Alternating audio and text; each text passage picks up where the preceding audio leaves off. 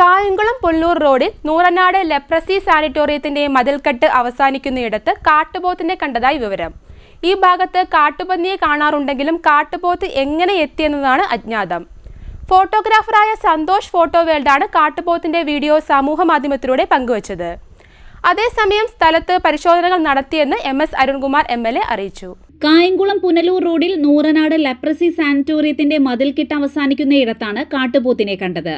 ഈ ഭാഗത്ത് കാട്ടുപന്നിയെ കാണാറുണ്ടെങ്കിലും കാട്ടുപോത്ത് എങ്ങനെ എത്തിയെന്നതാണ് അജ്ഞാതം.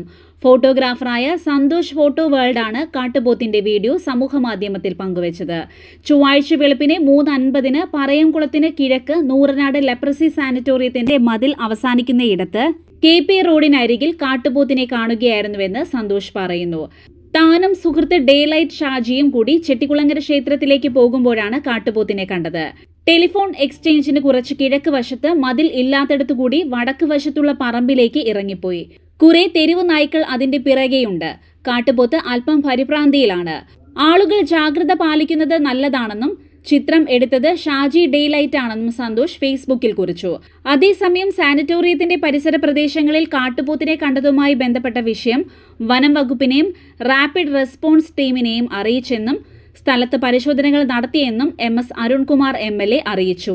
ഏതായാലും കാട്ടുപോത്തിനെ യാതൊരു തരത്തിലും കാണാൻ കഴിയാത്ത ചെറിയ വനപ്രദേശം പോലും അല്ലാത്ത ജനവാസ കേന്ദ്രമായ നൂറനാട് ഭാഗത്ത് കാട്ടുപോത്തിനെ കണ്ടു എന്നറിയുന്നത് ജനങ്ങളിൽ നേരിയ പരിഭ്രാന്തി സൃഷ്ടിച്ചിട്ടുണ്ട്.